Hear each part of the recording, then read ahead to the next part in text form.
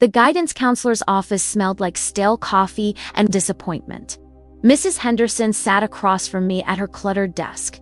My academic file spread open between us like evidence of a crime I hadn't realized I was committing.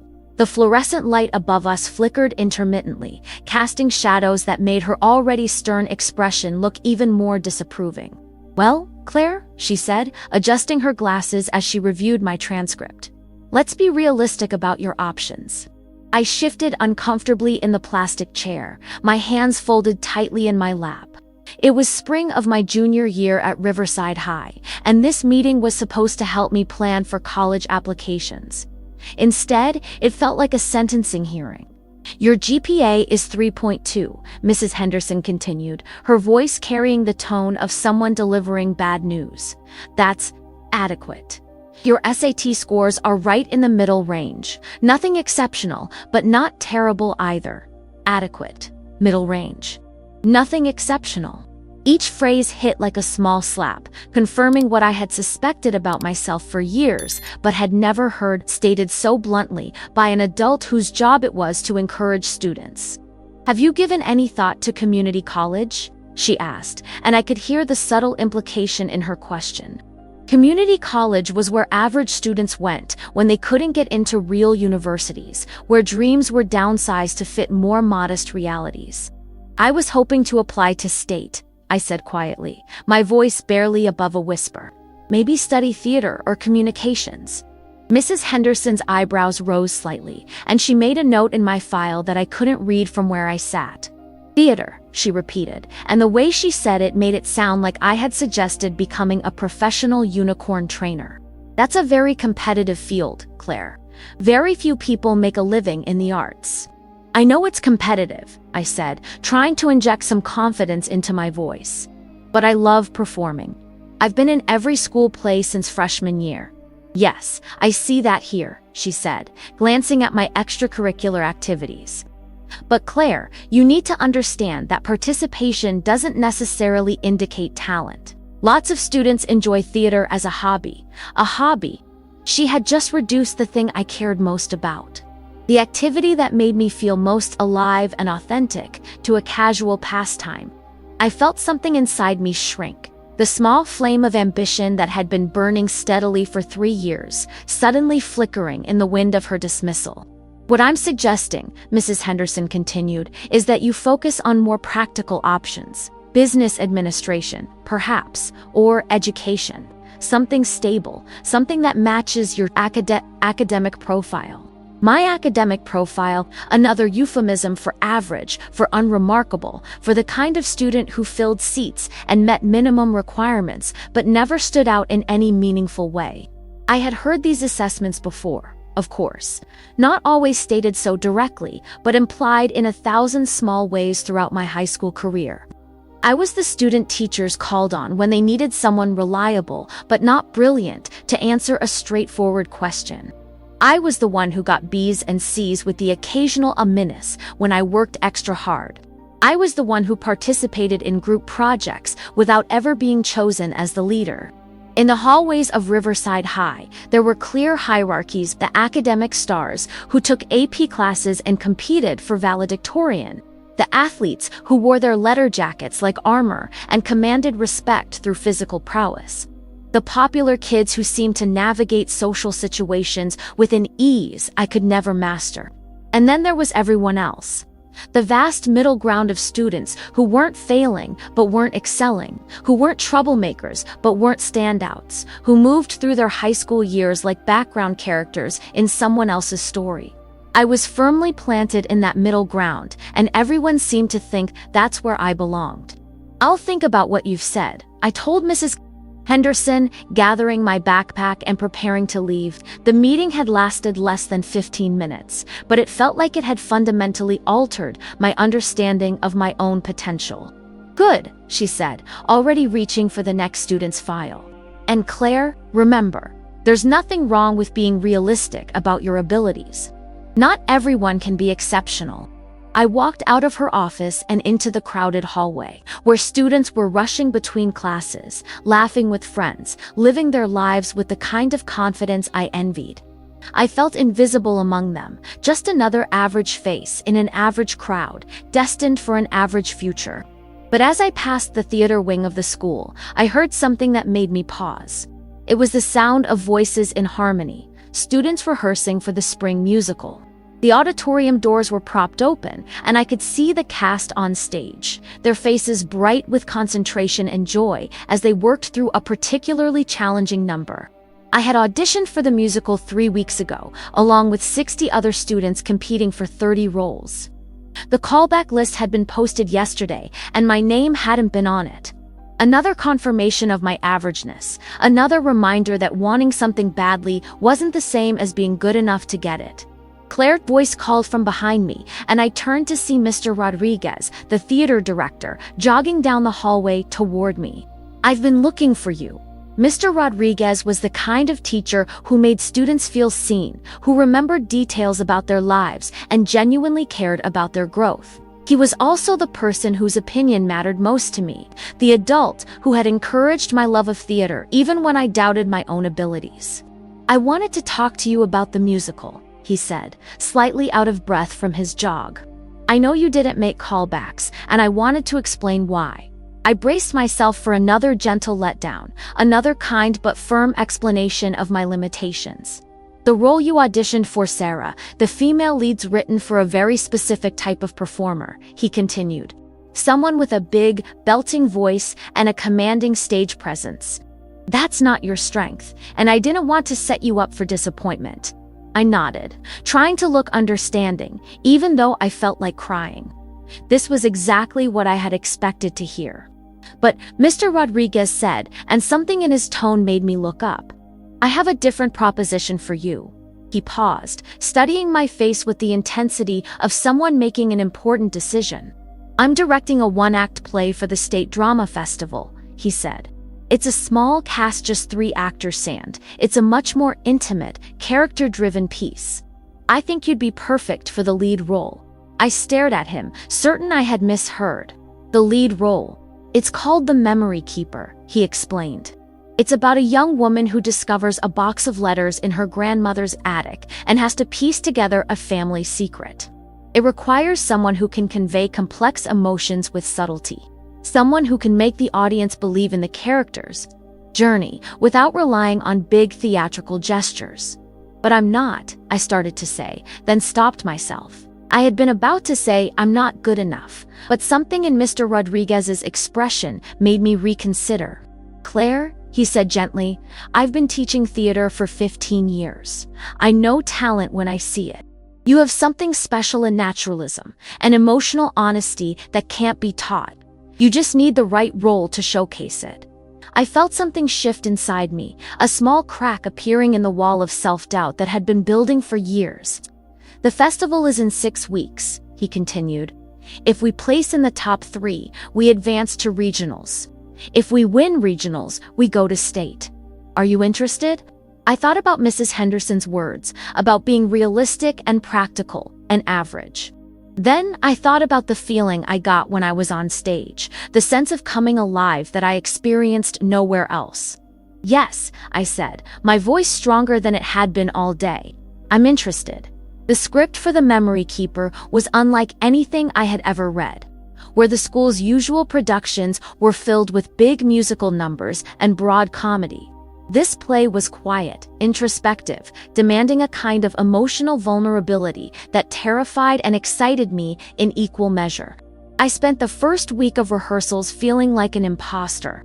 The other 2 actors, Marcus Webb, a senior who had been the male lead in every production for 3 years, and Sophia Chen, a junior, with a voice that could fill the auditorium without a microphone, seemed to inhabit their characters effortlessly. They moved through their scenes with the kind of confidence that comes from years of being told, "You're talented." I, on the other hand, felt like I was pretending to be an actor. Like at any moment, Mr. Rodriguez would realize his mistake and replace me with someone more deserving. "You're overthinking it, Claire," he said during our 3rd rehearsal, after I had stumbled through the same monologue for the 5th time. "Stop trying to perform the emotion and just feel it." "I don't know how," I admitted, my frustration evident in my voice.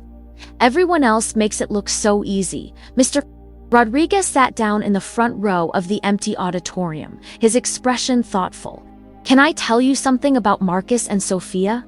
I nodded, grateful for any insight that might help me understand why I felt so out of place. They're both technically excellent performers, he said. They have strong voices, good stage presence, natural charisma. They're the kind of actors who can walk into any audition and impress people immediately. Exactly, I said. That's what I mean. I'm not like them. No, you're not, Mr. Rodriguez agreed. And that's exactly why I cast you in this role. I must have looked confused because he continued with a gentle smile. Marcus and Sophia are performers. They know how to project emotion, how to make sure the audience sees and hears everything they're doing. But you, Claire, you're an actor. There's a difference. I don't understand the difference. A performer shows the audience what they want them to see, he explained.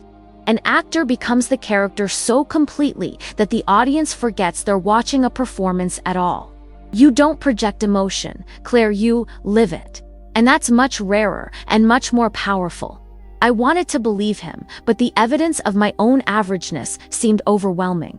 In English class, I was the student who understood the books, but never had the brilliant insights that made teachers' eyes light up. In history, I could memorize dates and facts, but struggled to make the kind of connections that earned A's. In math, I worked twice as hard as my classmates to achieve half their success. What if you're wrong about me? I asked. What if I'm just as average at this as I am at everything else? Mr. Rodriguez was quiet for a long moment, and I could see him choosing his words carefully. Claire, can I ask you something? Why do you think you're average? The question caught me off guard. It seemed so obvious that I wasn't sure how to answer, because that's what everyone tells me, I said finally. My grades are average. My test scores are average.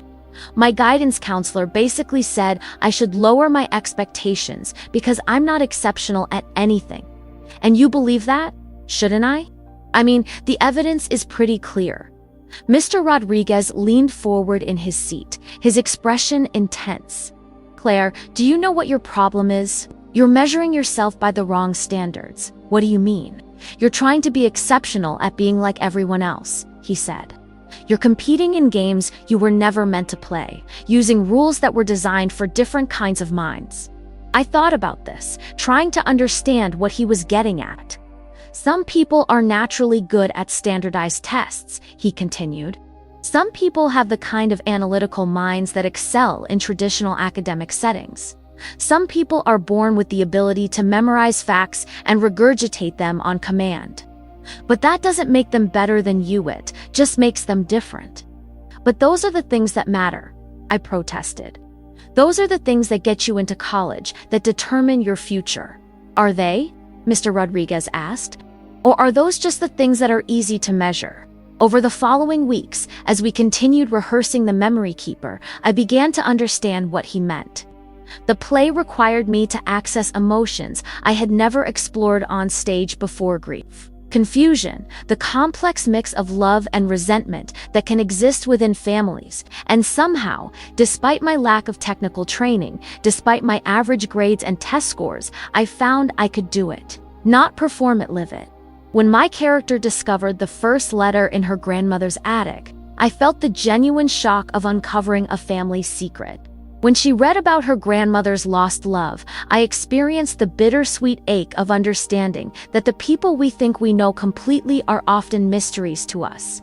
When she confronted her mother about the lies that had shaped their family history, I felt the righteous anger and desperate need for truth that drove the character's journey. That's it, Mr. Rodriguez said after a particularly intense rehearsal. That's exactly what this role needs. But even as I began to feel more confident in rehearsals, the outside world continued to reinforce my sense of averageness. I failed a chemistry test, despite studying for hours. I got a C+ on an English essay that I thought was my best work. I watched classmates receive college acceptance letters while I was still struggling to decide where to apply. Maybe Mrs. Henderson was right. I told my best friend Amy during lunch one day, maybe I should be more realistic about my abilities. Amy, who had been listening to me doubt myself for months, finally lost patience. "Claire, are you kidding me right now?" she said, her voice sharp with frustration. "Do you know what you're like when you talk about theater? You light up.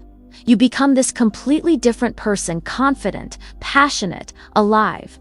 And you're telling me you want to give that up because some guidance counselor thinks you should study business? But what if I'm not actually good at it?" I asked. "What if I just think I am because I love it so much?" "Then you're an idiot," Amy said bluntly. "Because I've seen you on stage, Claire. I've watched you become other people so completely that I forget you're my friend who can't parallel park and cries during commercials. You have a gift that apparently isn't good enough to get me cast in the school musical. A gift that got you chosen for a one-act play that could take you to state competition," Amy countered. "A gift that made Mr. Rodriguez, who could have picked anyone, choose you for the lead role." I wanted to believe her. Wanted to trust that maybe there was something special about me after all.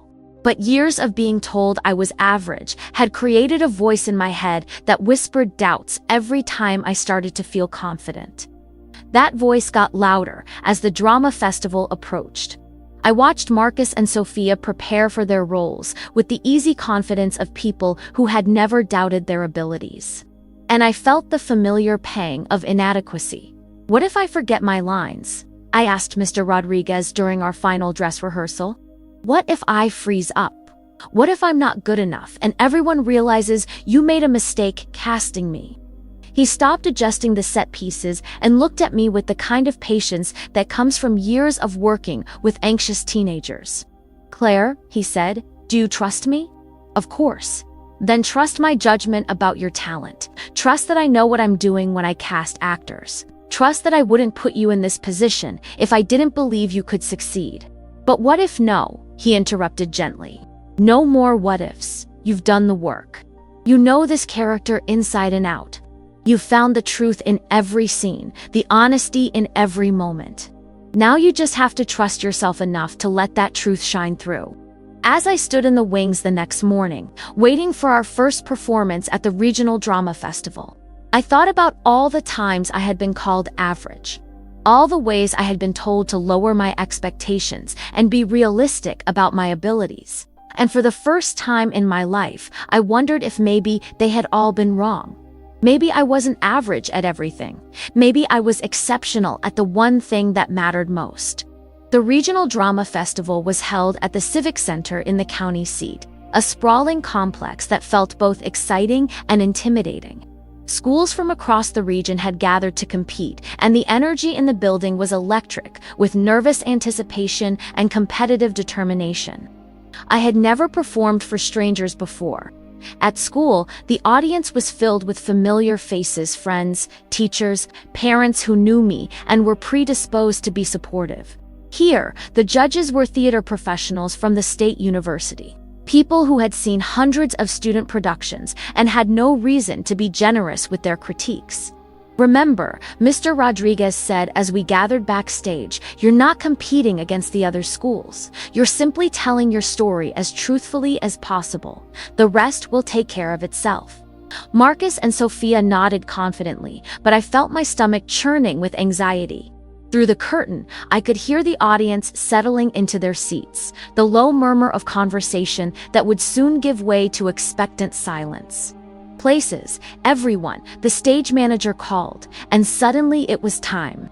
I walked onto the stage and took my position at the simple set-a recreation of an attic, complete with old trunks, dusty furniture, and the box of letters that would drive the entire story. The lights dimmed, and in the darkness before the play began, I felt something shift inside me. All the doubt, all the anxiety, all the voices telling me I was average, they didn't matter here. Here, in this moment, I wasn't Claire Morrison, the B student with mediocre test scores and modest ambitions. I was Sarah, a young woman about to uncover a family secret that would change everything she thought she knew about herself. The lights came up, and I began. "I never knew my grandmother kept secrets," I said. my voice carrying clearly through the auditorium as I opened the first trunk. She seemed like the kind of person who said exactly what she thought, who lived her life without apology or regret. As I spoke, I felt the familiar transformation that happened when I was truly connected to a character. The audience disappeared, the judges disappeared, even my own self-consciousness disappeared. There was only Sarah, only her story, only the truth of her journey. I found the box of letters exactly as we had rehearsed, but when I opened it and read the first one aloud, something magical happened. The words weren't just lines I had memorized, they were discoveries I was making for the first time. Revelations that surprised and moved me, even though I had spoken them dozens of times before. "My dearest Margaret," I read, my voice catching with genuine emotion. "I know I promised to wait for you, but the war has changed everything. I can't ask you to build your life around a man who may never come home." As the play progressed, I felt myself sinking deeper into Sarah's world, experiencing her confusion and anger and ultimate understanding as if they were my own emotions. When Marcus entered as Sarah's father, trying to explain why the family had hidden the truth about her grandmother's lost love, I felt the character's frustration with an intensity that surprised me. "You had no right to keep this from me," I said, and the words came out with a force that made Marcus blink in surprise. "These letters, this story, it's part of who I am. You can't just decide what parts of our family history I'm allowed to know." In the audience, I could sense a shift in attention, a quality of listening that felt different from the polite attention of a school assembly. These people were genuinely engaged, genuinely moved by what they were seeing. When Sophia entered as Sarah's mother, the emotional stakes of the play reached their peak. The three characters had to navigate years of buried secrets and unspoken resentments, and I found myself accessing emotions I didn't know I possessed. "She loved him until the day she died," I said, holding up the final letter in the box. "Even after she married grandfather, even after she built a life with him, part of her heart belonged to the boy who never came home from the war. And you thought that made her weak, didn't you? You thought it made her less than the perfect grandmother you wanted me to remember."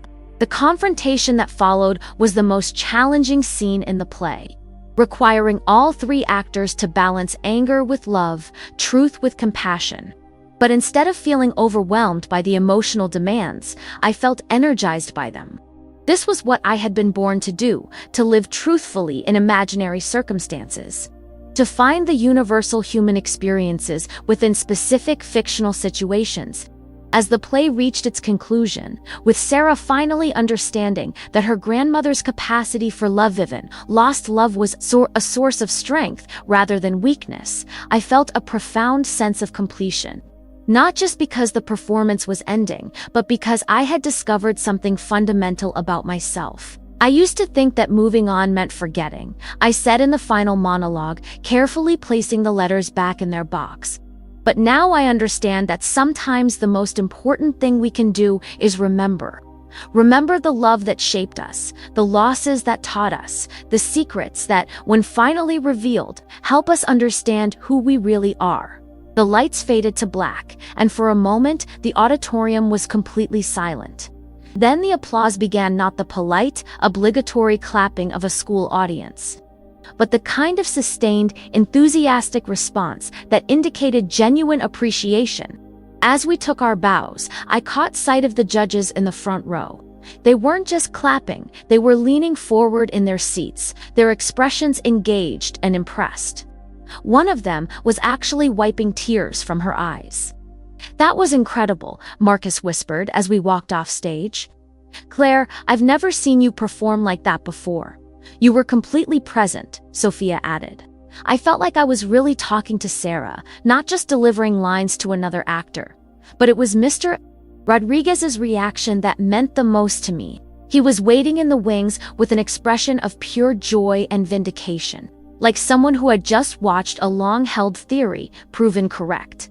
"I knew it," he said, pulling me into a hug. "I knew you had this in you." "Did we do okay?" I asked, still processing what had just happened. "Claire," he said, holding me at arm's length so he could look directly into my eyes, "that was exceptional. Exceptional." The word I had never heard applied to myself. The quality that guidance counselors and teachers and standardized tests had assured me I lacked. We had to wait 2 hours for the results to be announced.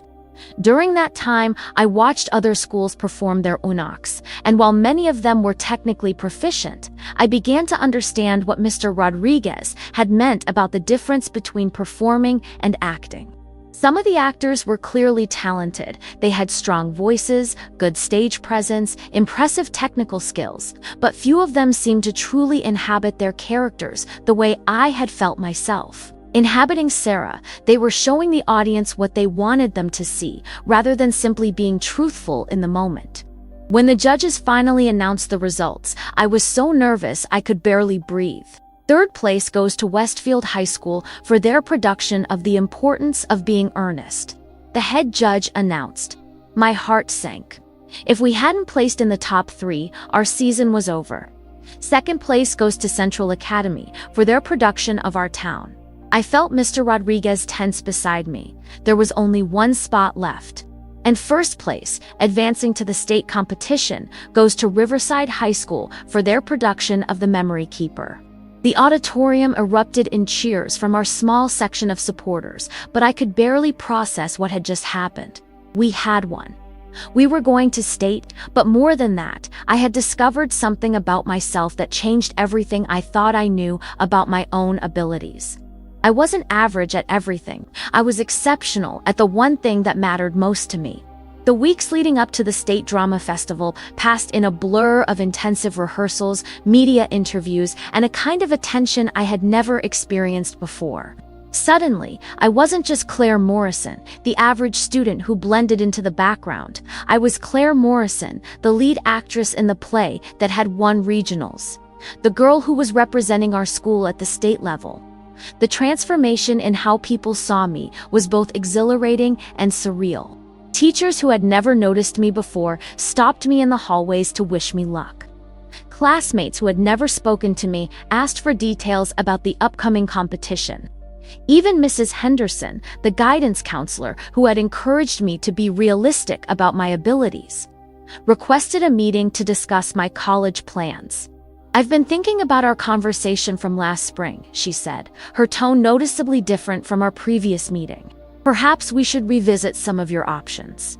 I sat in the same plastic chair where she had told me I was average, but everything felt different now. I felt different. I'm still interested in studying theater, I said, my voice steady and confident in a way it hadn't been months earlier. Of course, she said, shuffling through a new stack of college brochures. I've been researching some excellent programs.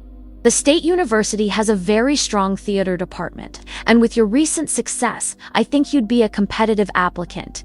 It was remarkable how winning a regional competition had suddenly made me competitive in her eyes, how the same grades and test scores that had been adequate before were now apparently sufficient for programs she had previously deemed out of reach.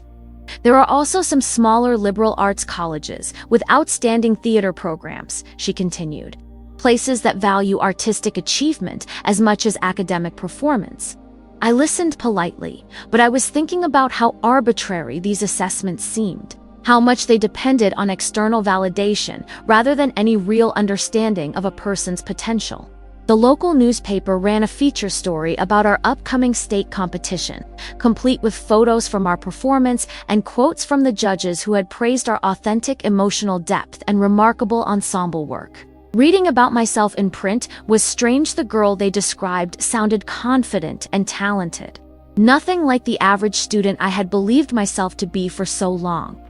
Drama student defies expectations, the headline read, and I wondered if the irony was intentional. My parents, who had always been supportive but perhaps not entirely convinced that theater was a practical pursuit, began to see my passion in a new light. I never understood what you saw in all this, my father admitted as we drove to the state competition. I thought it was just a phase, something you'd outgrow when you got serious about your future. And now? I asked. Now I see that this is your future, he said. Watching you on that stage, seeing how you transform when you're performing, it's like you become the person you were always meant to be. The State Drama Festival was held at the university's Performing Arts Center, a magnificent theater with professional lighting and sound systems that made our high school auditorium seem quaint by comparison. Schools from across the state had gathered for the competition, representing the best student theater in the region. Backstage, I could feel the nervous energy of dozens of young performers preparing for what many of them considered the most important performance of their lives. Some were clearly veterans of this level of competition. They moved with the easy confidence of students from well-funded arts programs at prestigious schools. Others, like us, seemed slightly overwhelmed by the scale and significance of the event. "How are you feeling?" Mr. Rodriguez asked as we prepared for our final dress rehearsal on the university stage.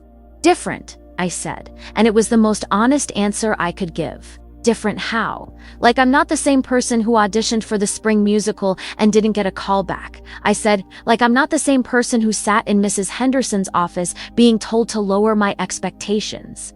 "You're not," he said simply. "You've discovered who you really are when you stop trying to be who everyone else thinks you should be." That evening, as I stood in the wings waiting for our performance to begin, I thought about the journey that had brought me to this moment.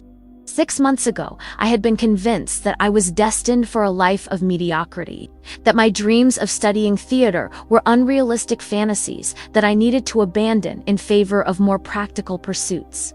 Now I was about to perform on a professional stage in front of judges from major universities, competing against the best student actors in the state. The transformation hadn't happened overnight. It had been a gradual process of learning to trust my instincts, to value my own unique strengths, instead of measuring myself against standards that were never designed for someone like me. Places, everyone. The stage manager called, and I took my position on the set. As the lights came up and I began Sarah's journey once again, I felt the same magical transformation that had happened at regionals. But this time, there was an additional layer of confidence, a deeper trust in my own abilities. I had performed this role dozens of times now, but each performance revealed new depths, new moments of truth that I hadn't discovered before. That was the gift Mr. Rodriguez had helped me recognize, not just the ability to memorize lines and hit marks, but the capacity to find something genuine and surprising in every moment. The audience was more sophisticated than any I had performed for before theater students. Professors, industry professionals who attended the festival to scout emerging talent. But instead of feeling intimidated, I felt energized by their attention. When I reached the final monologue, the moment when Sarah finally understands that her grandmother's capacity for love was a source of strength rather than weakness, I felt a profound connection not just to the character, but to my own journey. "I used to think that being different meant being wrong," I said, the words carrying a personal truth that went beyond the script. "But now I understand that sometimes the most important thing we can do is embrace what makes us unique, even when the world tells us we should be something else." The applause that followed was the most sustained and enthusiastic we had received. As we took our bows, I could see audience members on their feet, their faces reflecting genuine appreciation for what they had just witnessed. But it was the reaction of the judges that told me something extraordinary had happened. They weren't just clapping, they were exchanging meaningful looks, making notes, clearly engaged in the kind of discussion that indicated we had made a real impression. After all the schools had performed, we gathered in the theater for the awards ceremony. The categories included technical achievement, ensemble work, and individual acting awards. But the prize everyone wanted was the overall excellence award that would mark the best production in the state. The award for outstanding individual performance by a female actor, the head judge announced, goes to Claire Morrison of Riverside High School for her portrayal of Sarah in The Memory Keeper. I felt the world tilt slightly as my name echoed through the theater. An individual acting award at the state level, something I had never even dared to dream about when I was sitting in Mrs. Henderson's office, being told to be realistic about my abilities. As I walked to the stage to accept the award, I thought about all the people who had called me average, who had encouraged me to lower my expectations, who had measured my worth by standards that had nothing to do with my actual gifts. They had been wrong. Not because I had suddenly become a different person, but because they had been looking at the wrong things all along. This award recognizes not just technical skill, the judge said as she handed me the trophy, but the kind of authentic emotional truth that cannot be taught. Ms. Morrison's performance demonstrated a rare ability to find the universal within the specific, to make an audience believe completely in the reality of her character's journey. As I stood on that stage holding an award that recognized me as exceptional in the thing I cared most about, I realized that the real victory wasn't the trophy or the recognition. It was the discovery that I had never been average at all. I had just been measuring myself by the wrong standards. The months following the State Drama Festival felt like living in a completely different world. The girl who had once been told she was adequate and middle range was now being courted by college, theater programs across the country. The same guidance counselor who had suggested community college was now helping me navigate scholarship offers and artistic portfolio requirements. But the most profound change wasn't in how others saw MIT, was in how I saw myself. I returned to Riverside High for my senior year with a confidence I had never possessed before. Not arrogance or superiority, but a quiet certainty about my own worth that couldn't be shaken by test scores or grade point averages. "You carry yourself differently," Amy observed during one of our lunch conversations. "It's like you finally figured out who you are." She was right. I had spent the first 3 years of high school trying to excel at things that didn't come naturally to me, measuring my worth by standards that had nothing to do with my actual strengths. Now, I understood that excellence wasn't about being good at everything. It was about being exceptional at the things that mattered to you. My academic performance didn't dramatically improve, while I was still a B student in most subjects, still struggled with standardized tests, still found advanced mathematics nearly incomprehensible. But these limitations no longer defined my sense of self. "I've been thinking about what you said," I told Mr. Rodriguez during one of our regular check-ins, "about the difference between performers and actors." "What about it?" "I think the same principle applies to students," I said.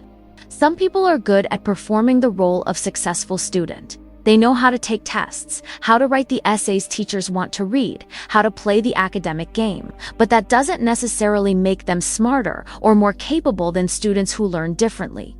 Mr. Rodriguez smiled. "That's a very mature insight, Claire. What made you think of it?" "Watching my classmates," I said. "Some of the kids with the highest GPAs seem miserable, like they're constantly performing a version of themselves that doesn't feel authentic. And some of the kids who struggle academically are incredibly creative and insightful. They just don't fit the traditional mold."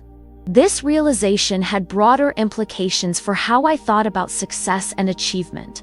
I began to notice how many different types of intelligence and talent existed in our school. How many students were being overlooked or undervalued because their gifts didn't align with conventional academic measures. When college acceptance letters began arriving in the spring, I had options I never could have imagined a year earlier. The State University offered me a partial scholarship to their theater program. A small liberal arts college in Vermont offered a full ride based on my artistic achievements. A prestigious conservatory in New York invited me to audition for their highly competitive program. "A year ago, you were worried about getting into community college," my mother said as we reviewed the offers. "Now you're choosing between some of the best theater programs in the country." "It's surreal," I admitted. "Sometimes I feel like I'm living someone else's life." But it wasn't someone else's life, it was my life. Finally aligned with my authentic self, instead of constrained by other people's limited expectations. The most meaningful moment came during senior awards night, when I was called to the stage to receive the school's first ever award for excellence in the performing arts. As I walked across the same stage where I had felt so invisible for 3 years, I saw Mrs. Henderson in the audience, applauding with what looked like genuine pride. After the ceremony, she approached me with an expression that was part embarrassment, part admiration. Claire, she said, I owe you an apology. You don't, I started to say, but she held up her hand. Yes, I do. I made assumptions about your potential based on narrow criteria that didn't take into account your actual gifts. I almost convinced a remarkably talented young woman to settle for less than she deserved. You were doing your job, I said, surprised by how little resentment I felt. You were working with the information you had. But that's exactly the problem, she said. I should have been looking for more information, should have been trying to understand what made each student unique, instead of fitting everyone into the same predetermined categories. Her apology was gracious, but it also highlighted something important about how our educational system often fails to recognize diverse forms of intelligence and achievement. As graduation approached, I found myself reflecting on the journey that had brought me to this point. The girl who had once been called average was now the recipient of multiple college scholarships, state recognition for artistic achievement, and most importantly, a deep understanding of her own worth. Do you ever wonder what would have happened if Mr. Rodriguez hadn't cast you in that play? Amy asked as we prepared for our final performance together in the spring musical. Sometimes, I said, but I think I would have found my way eventually. Maybe it would have taken longer, maybe I would have made some detours, but I think authentic talent has a way of revealing itself. Even when everyone tells you you're average, especially then, I said. Because when you finally discover what you're truly good at, it's even more meaningful because you had to fight for it. On graduation day, as I sat with my classmates in the same auditorium where I had discovered my calling, I thought about all the students who were still searching for their own moments of recognition, still trying to figure out where their unique gifts might flourish. During the ceremony, when they announced that I would be attending the State University on a theater scholarship, I heard genuine applause from classmates who had watched my transformation over the past year. But more importantly, I saw some younger students in the audience looking at me with the kind of hope I had once felt when watching older students achieve their dreams. After the ceremony, a sophomore named Katie approached me with shy determination. I've been thinking about auditioning for the fall play, she said, but I'm not sure I'm good enough. I'm not really good at anything else in school. I looked at this young woman who reminded me so much of myself just 2 years earlier, and I felt a responsibility to share what I had learned. Being good at other things in school doesn't determine whether you're good at theater, I told her. And being good at theater doesn't require you to be good at everything else. Your worth isn't determined by how well you fit someone else's definition of success. But what if I'm just average? She asked, and I heard my own former fears in her question. Then you'll be an average student who's exceptional at the thing that matters most to you, I said. And that's more than enough. As I walked across the stage to receive my diploma, I thought about the journey from being called average to being called exceptional, and I realized that the real transformation hadn't been in my abilities, it had been in my understanding of what those abilities were worth. Excellence isn't about being good at everything. It's about being extraordinary at the things that make you who you are.